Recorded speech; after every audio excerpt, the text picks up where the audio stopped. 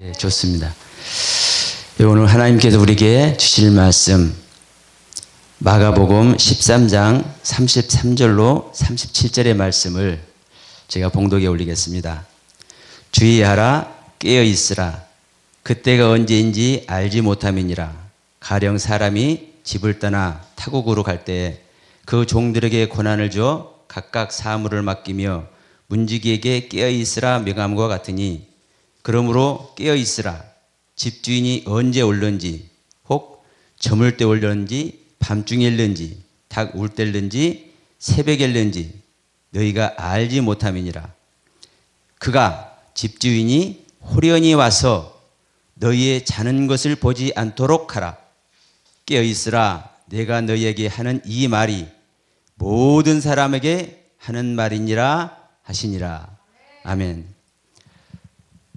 예수님께서 사역을 하시는 그때 제자들에게 이 말을 하셨고, 제자들에게 이 말을 하시는 그 예수님의 말씀이 그 제자들에게만 한 것이 아니라 모든 사람들에게 말씀하셨다고 말씀하고 있습니다. 그래서 오늘날 하나님을 믿는 모든 사람들에게 동일하게 깨어있으라 말씀을 하는 줄 믿습니다. 예수의 이름 앞에 나와서 내가 정말 예수를 믿고 정말 하늘의 백성이 되기를 소원하고 갈망하는 모든 자들은 심령이 깨어있어야 될 줄 믿습니다. 그 심령이 깨어있을 때 그 심령 속에 하나님은, 성령님은 역사하십니다. 그런데 만약에 깨어있지 않다면, 오늘 본문 말씀도 그렇잖아요. 집주인이 어디 갔다가 오늘 때 언제 올지 모른다. 새벽에 올지, 닭 올 때쯤 올지, 밤중에 올지, 초저녁에 올지. 예. 그래서 그 집주인이 올 때 우리들은 다 문지기고 우리들은 다 하나님의 종이라고 말씀을 하고 있죠. 정말 우리들이 하나님의 종이고 하나님의 문지기라고 생각한다면 우리는 주인을 맞아야 되잖아요. 내가 주인을 맞지 않으면 소용이 없습니다. 그럼 마가복음 13장 32절로 37절 이 말씀이 어떤 말씀 다음에 지금 이 말을 하시는가 하면, 지금 13장 이 장이 무슨 장입니까? 예, 재난이 시작이 되고 큰 환란이 닥친 다음에 누가 오십니까? 인자가 오십니다. 이 인자 오심을 얘기하고 있는 겁니다. 인자가 오실 때 인자를 영접하지 못하면, 잠자다가 깨어있지 못한 상태에서 인자를 영접하지 못하면, 인자를 영접하지 못한 사람은 구원의 대열에 쓸 수 있을까요, 없을까요? 예, 구원의 대열에서 이탈하는 자입니다. 우리는 주님을 만나야 되고 인자를 만나야 되고 인자 품에 거해야 되고, 그래서 우리는 어린 양과 혼인잔치에 들어갈 때 우리는 진정한 구원이라 할 것입니다.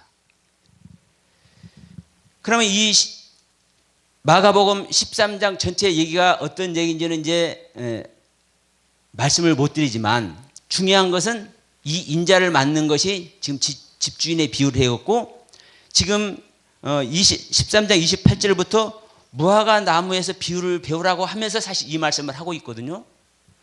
무화과 나무는 겨울에 다 벗습니다. 무엇을 벗습니까? 옷을 벗습니다.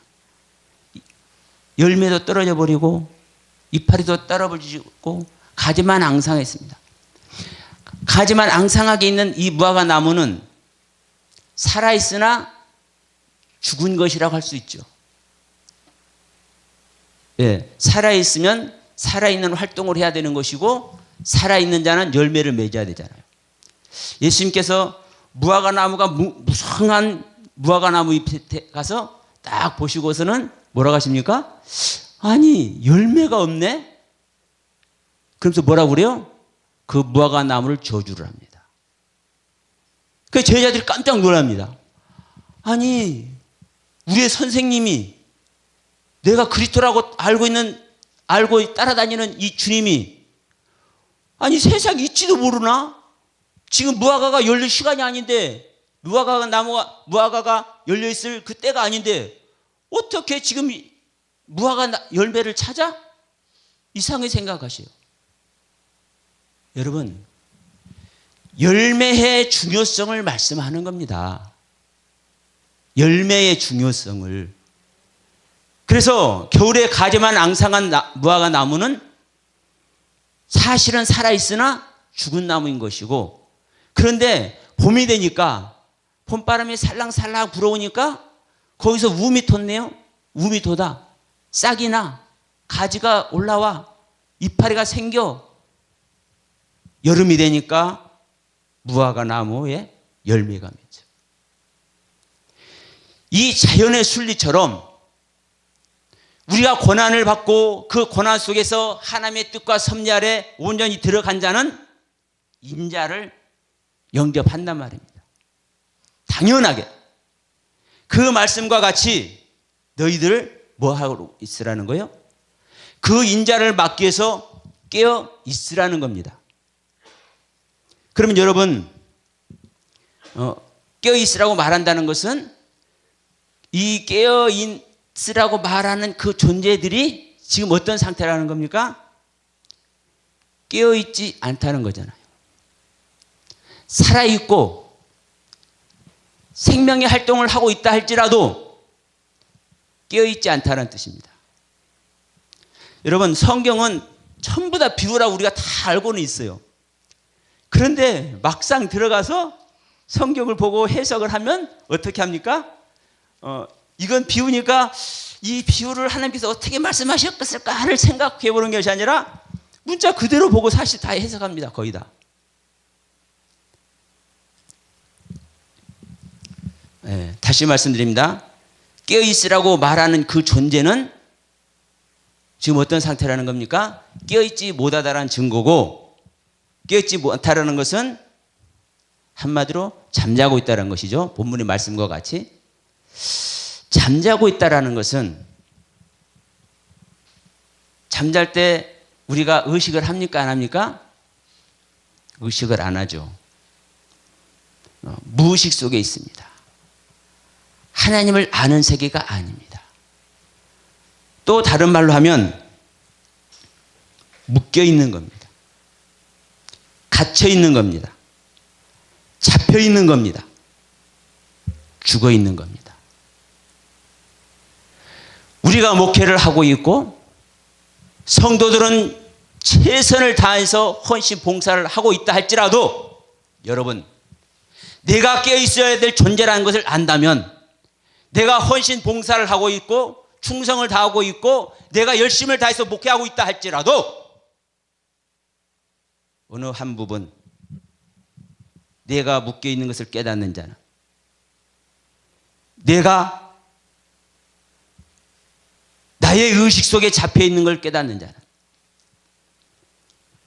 내가 어떤 상태인지 모르겠지만 그 어떤 상태에 내가 갇혀 있는 걸 깨닫는 자는, 내가 잠자고 있다는 것을 깨닫고 있다면, 내가 죽어 있는 것을 깨닫는다면 그곳에 성령의 역사가 임할 줄 믿습니다. 여러분, 이 깨달으라 이 말씀하는 자들에게 성경이 어떻게 말씀하는지를 우리는 봐야 돼요. 다시 말씀드립니다. 분명히 말씀했어요. 내가 하는 이 말은 모든 사람들에게 하는 말이다. 모든 사람이면 초신자부터 장성된 자까지. 그러나 여러분, 성경에서 말씀 속에 이렇게 주시는 말씀을 보면은요, 우리가 그 말씀을 누구에게 하는지를 알 수 있습니다. 초신자들에게는요, 깨달으란 말 하는 것이 아닙니다. 초신자들이 어떻게 하는지 아십니까? 그들에게 넣어주는 겁니다. 깨달을 수 있는 것들을 넣어주는 거예요. 지금 비어있기 때문에 넣어주는 겁니다. 은혜 세계도 넣어주고 믿음의 세계도 넣어주고 인내하고 절제하고 자랑거리로 삼을 만한 것들도 넣어주고 하나님께 감사할 수 있는 것도 넣어주고 항상 기도로 매달릴 수 있는 것도 넣어주고 그래서 이 모든 것을 풍성히 받아서 자기 앞가름을 하고 가는 자들에게 성경은 깨어있으라고 말합니다.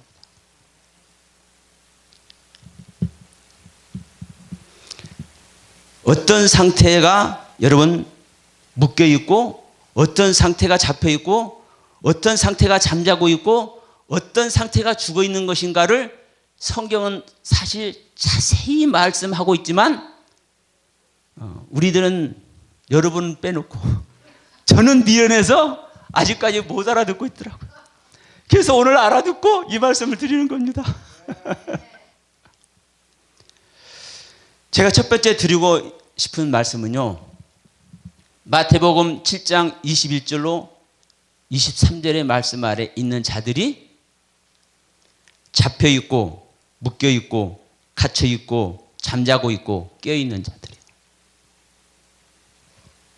마태복음 7장 21절로 23절에 있는 자들이 누굽니까? 예수 그리스도의 귀한 이름으로 병을 고치고 있고 예수 그리스도의 귀한 이름으로 능력을 행하고 있고 고귀한 예수 그리스도의 이름으로 하나님의 말씀을 깨달아서 그 말씀을 가르치는 선지자 노릇을 하고 있다. 그런데 여러분 제가 이 말씀을 보게 하실 때 아니 주님 그랬는데 아니 말씀을 주셔서 깨달아서 다른 사람들에게 양육하고 먹이고 있고 아니 귀한 능력 주님께서 주셔서 그걸로 순종해서 하나님의 일을 하고 있는 자들에게 이들이 지금 깨어있는 것 아닙니까? 제 마음속에 그런 생각이 들어요. 그러니까 주님께서 이렇게 말씀하시더라고요. 이놈아 그러면 내가 그 깨어있는 자가 천국 간다고 그러지 그 깨어있는 자들에게 천국 가지 못한다고 하겠느냐? 분명히 말씀하잖아요. 주어지는 자마다 천국 가지 못할 것이다. 아버지의 뜻대로 행하는 자만 천국에 들어가리라. 근데 이 주어지는 자들이 여러분 혹자들은 이상하게 얘기를 해. 그러나 성경은요 그렇게 말씀하고 있지 않잖아요. 이 주여주하는 것은요 주님의 이름 그 자체입니다. 주님의 이름으로 귀신 쫓아내는 것이고요 병도 고치는 것이고요 능력 행하는 것이고 말씀 가르치는 거예요. 정말 예수님의 이름으로요 순종해서 헌신하고 있는 사역자들입니다. 그럼에도 불구하고 주님께서는 다시 말해서 하나님께서는 왜 이렇게 아름답게 사용되고 있는 자들에게 너는 그 상태면 천국 못 가. 내 뜻대로 해야 너희들은 천국 가. 그러니 내 뜻이 뭔지를 너희들은 알아라. 이렇게 말씀하신지를 알아야 되죠. 여러분 한 군데 더 말씀합니다. 누가복음 13장 25절로 27절의 말씀. 똑같은 말씀입니다. 어느 날 문 딱 닫아버려요. 나는 너를 모른다 해. 그런데 다시 이제 항의를 합니다. 아니 주님 우리 어제까지만 해도 한 달 전도 아니고 1년 전도 아니고요 어제 우리 저녁 잠자고 왔잖아요. 그러면 잠자기 전 어제까지만 해도 우리 길에서 같이 먹고 마시고 우리를 가르쳐 주셨잖아요. 우리 말씀 가르쳐 주셨잖아요. 우리에게 일용할 양식 주셨잖아요. 항의를 합니다. 여러분 이 자들은 깨어 있었기 때문에 말씀을 쫓아서 주님께 배우고 있었던 것이거든요. 그런데도 불구하고 주님은 어느 시간 되니까 문 닫는 거예요. 문 닫아. 그 상태로만 있지 말고 네 입으로도 얘기했지. 우리 길에서 가르치셨지 않습니까? 그래 이놈아, 내가 너희들이 안 오니까 내가 너희들에게 가가지고 너희들이 서 있는 길에서 가르쳤다. 이제 나를 따라와야지. 주님께서 말씀하시는 거거든요. 예? 우리가 우리 길에서 은혜를 받고 하나님의 영광 아래 있으면요, 우리 길에서의 영광을 버리고 주님의 길에서 종이 되어서 따라갈 수 있어야 하나님의 진정한 은혜 세계로 들어갈 줄 믿습니다. 한 가지 더 말씀드립니다. 동방에서 가장 큰 부자, 성경에서 정말로 하나님을 신실하게 믿고 정말 모범된 신앙일을 한다면 그 중에 하나가 욥 아니겠습니까? 그래서 이 욥은 사단에게 2번씩이나 자랑까지 합니다, 하나님이. 그리고 뭐라고 얘기를 해요? 내 종 욥은 순전하다. 악에서 떠난 자다. 더 할 말 없잖아요. 악에서 떠났다는데. 여러분, 동방에서 가장 큰 부자라는 뜻은요, 동방이라는 뜻은 어떤 뜻입니까? 하나님의 뜻이 있는 곳입니다. 동쪽에서는 해가 떠오르죠. 하나님의 말씀이 있는 곳입니다. 그래서 하나님의 뜻과 섭리에 순종되기 때문에 그 하나님의 축복과 은혜로 말미암아 동방에서 가장 큰 부자인 것이거든요. 그런데 여러분, 이 욥이 깨어 있지 못한 거예요. 한편에서는 하나님께 최선을 다해서 자신을 드리는 모습이 깨어있는 모습이기 때문에 정말 아름다운 모습이고 사탄에게 자랑까지 할 만한 모습이지만, 한편에서는 어떤 모습이었습니까? 잠자는 모습이었습니다. 갇혀있는 모습이었습니다. 잡혀있고 묶여있는 모습이었습니다. 그렇기 때문에 잡혀있고 갇혀있고 묶여있고 잠자고 있고 죽어있는 이 욥의 실체를 하나님은 보게 하시기 위해서, 그리고 그 실체를 벗어버리고 진정한 빛의 세계로 나오게 하도록 사탄을 사용하신 겁니다. 그러니 보십시오. 자, 주신이도 주님이시오, 가정아니시도 주님이시라 할 만큼 정말 순전한 신앙을 보이던 이 욥이 살짝이 지나가 보니까 어떤 모습이 돼요? 이제 반항하기 시작합니다. 하나님께. 자기를 낳을 태를 저주를 하고, 자기에게 조언하기 위해서 온 이 친구들한테, 엘리바스와 빌닷과 소발에게 막 저주를 퍼붓고, 나는 너희들 말을 들을 가치가 있는 사람이 아니야. 나는 말할 수 있는 사람은 오직 하나님뿐. 그러니까 나는 요 하나님하고 변론을 할 존재지, 나는 너희들 말 들을 필요가 없는 사람이라. 이렇게 얘기하잖아요. 욥기서 40장에서 그래서 주님께서 뭐라고 하십니까? 그래, 네가 그러느냐? 네가 내 심판을 피하려고 하느냐? 너의 자신을 스스로 너는 의롭다 하느냐? 나를 불의하다 하느냐? 말씀하십니다. 그럼 보십시오. 하나님을 불의하다 하고 자기 자신이 의롭다 하고 창조주 하나님의 심판을 피하려고 하는 이 욥은 죽어 있는 겁니까? 살아 있는 겁니까? 잠자는 겁니까? 깨어 있는 겁니까? 묶여 있는 것입니까? 묶여 있지 않은 것입니까? 이 축복받은 욥의 모습만 보고, 순전한 욥의 모습만 보고, 악에서 떠났다는 이 욥의 모습만 보고 우리는 이 욥만 본받으라고 합니다. 이 욥의 영광 아래만 있으면 뭐 하는 거예요, 여러분? 저주가 기다리고 있는 거예요.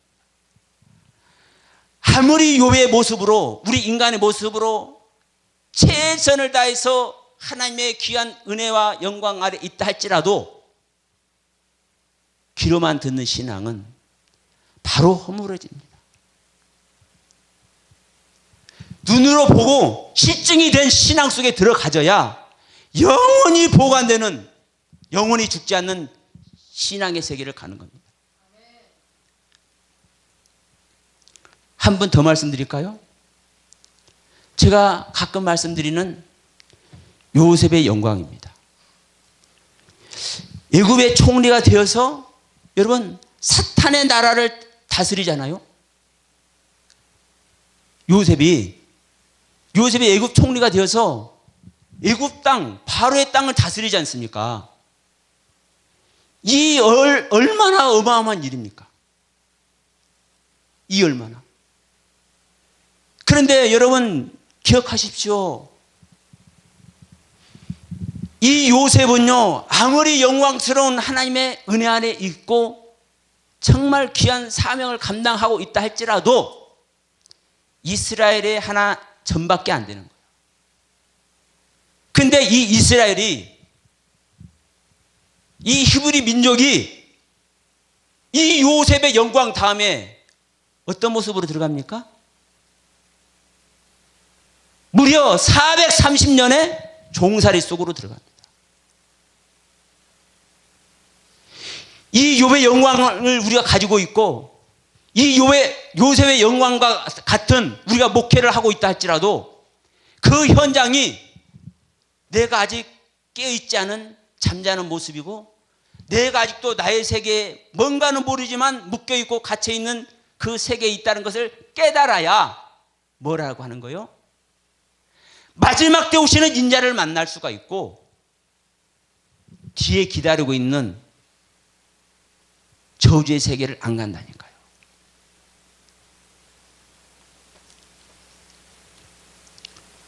제가 다른 얘기 하는 거 아니잖아요. 우리는 이 요셉의 영광을 보더라도 하나님께서 준비를 시키셨구나. 이 아버지와 그 형제들을 다 살리려고 준비를 시켰구나. 이 애굽 땅에 보내서. 그런데 그 아버지와 형제들 자자손손 수천만을, 수백만을 430년 동안 종살이하게 하는 원인이 되는 거예요. 무엇 안에만 있으면? 그 영광 아래만 있으면. 여러분의 목회가 여러분의 훌륭한 최선을 다하는 신앙생활이 되었던 그 하나님 앞에서도 자랑할 만한, 세상에서도 자랑할 만한 사역 아래 있다 할지라도 여러분 그 자리가 진정 내가 깨어있는 자리가 아닌 것을 여러분 깨달을 때 진정 온전한 하나님의 은혜가 우리를 기다리고 있는 겁니다. 그런데 내가 현재 영광에 잡혀 있으면, 내가 현재 은혜의 세계에 잡혀 있으면 무엇이 기다리고 있어요? 여러분, 진정한 고난과 고통과 환난이 기다리고 있다.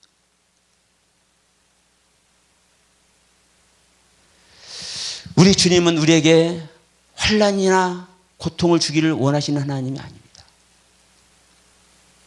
우리 주님은요, 은혜 안에서 생명 받기를 원하시는 분이에요.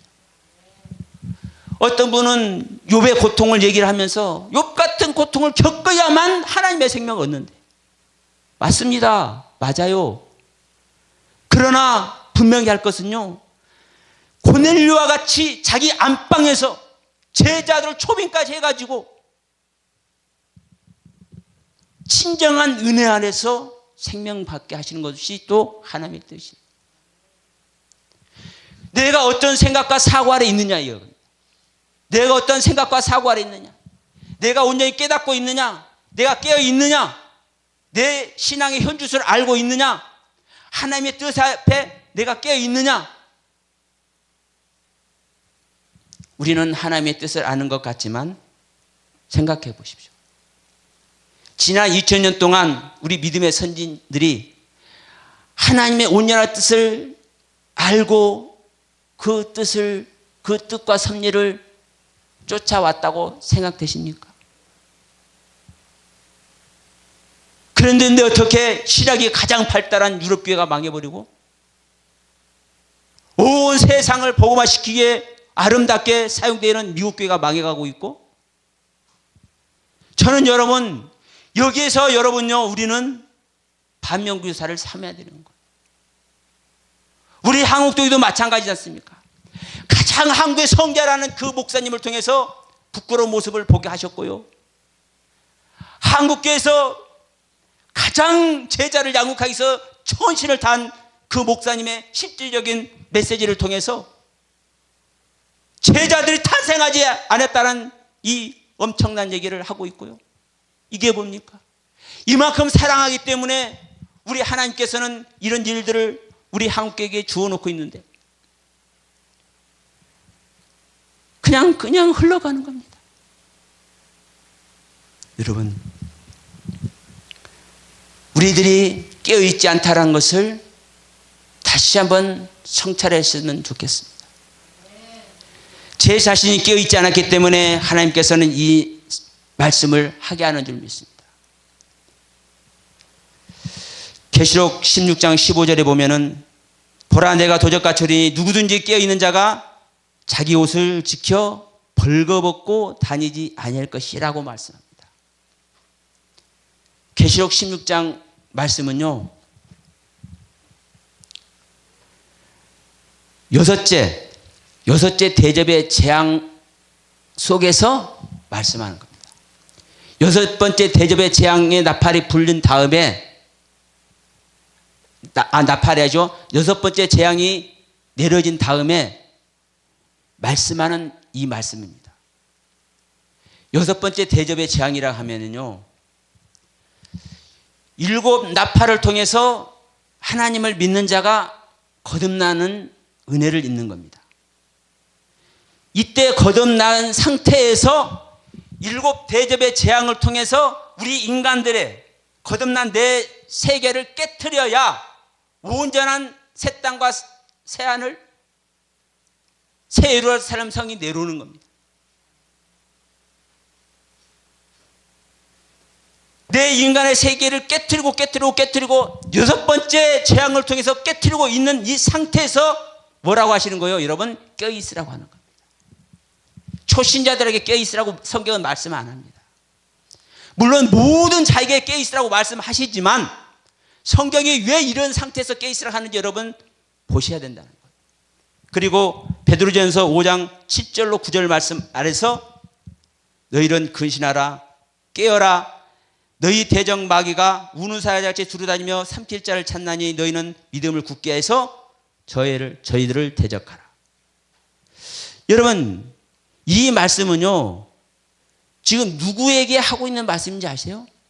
이 말씀을 여러분 찾아보시면 하나님의 양무리를 치는 장로들에게 지금 이 얘기를 하고 있는 겁니다. 하나님의 양무리들을 양육하고 있는 장로들에게, 일반 성도에게 이 말씀을 하시는 게 아니에요. 성경이 있다고요, 모든 사람들이 그냥 말씀하는 거 아닙니다. 그리고 에베소서 5장 14절에는 잠자는 자여 깨어서 죽은 자들 가운데서 일어나라 라고 말씀합니다. 우리가 잘 압니다. 에베소서 4장은 진리로 하나 된 성도가 옛사람을 벗고 새사람을 입는 얘기를 하고 있죠. 그래서 5장에서 이제 옛 것을 벗고 새 것을 입었기 때문에 새로운 삶을 사는 이야기를 하는 겁니다. 이 상태에서 지금 이 이야기를 하는 거예요. 어떻게 하라고요? 잠자는 자 너희들은 깨어나라. 지금 옛사람을 벗어버리고 새 사람을 입어서 그 새 사람의 은혜로 말미암아 새 삶의 신앙생활을 하고 있는 자들에게, 우리가 여러분 신앙생활하고 목회자라고 해서요, 내가 옛사람 벗어버리고 새 사람을 입고 있다고 생각하시면 오산입니다. 저는 얼마든지 증거를 할 수 있습니다. 로마서 13장 11절에 말씀하죠. 이 시기를 알거니와 자다가 깰 때가 벌써 되었으니 이는 이제 우리의 구원을 처음 믿을 때보다 더 가까웠습니다 하면서 자다가 깰 때가 되었다는 얘기를 해요. 이 말씀은요, 로마서 13장 8절과 10절의 말씀이 전제되어 있는 겁니다. 이 8절과 10절의 말씀은 어떤 말씀이냐? 사랑에 대해서 얘기를 하면서 율법을 이룬 자들은 사랑을 완성했다라고 얘기합니다. 사랑을 완성했다는 것은요, 하나님의 계명을 온전히 지키고 있는 상태입니다. 하나님의 계명을 온전히 지키고 있는 자들이라고 생각되는데, 이런 신앙의 삶을 살고 있는데 하나님은 뭐라고 그래요? 깨어있으라고 그래요. 깨어나라고 그래요. 여러분, 그래서 제가 말씀드린 겁니다. 마태복음 7장 21절로 23절에 있는 자들에게 깨어있으라고 하는 것이고요, 욥과 같은 은혜 가운데 있는데도 불구하고 그 상태가 다가 아니라 깨어있어야 된다고 말씀하는 거고요, 요셉의 영광과 같은 은혜와 축복 속에 있는데도 불구하고, 그런 목회를 하고 있는데도 불구하고 그 상태가 다가 아니라 그 상태에서 깨어있다라고 말씀하고 있다. 여러분, 오늘 하나님은 저와 여러분들에게 이렇게 말씀합니다. 이사야 51장 17절로 19절에서 이렇게 말씀합니다. 여호와의 손에서 그 분노의 잔을 마신 예루살렘이여, 깰지어다 깰지어다 일어설지어다. 지금 이 이사야서 51장에서는 이 이스라엘 민족들에게 희망의 메시지를 전하면서 이 말씀을 하고 있거든요. 지금 이사야 전반부를 통해서 뭐라고 하고 있는 겁니까?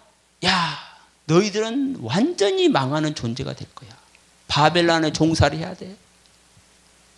이걸요, 적나라하게 다 얘기합니다. 그럼 너희뿐만 아니라 애굽도, 아수르도, 바벨론도 다 마찬가지야. 전부 다 하나님 손에 다 망할 거야. 그럼 우리가 왜 망해야 되는지를요, 온전히 깨달아야만 잠자는 상태에서 깨어나라고 얘기를 하는 겁니다.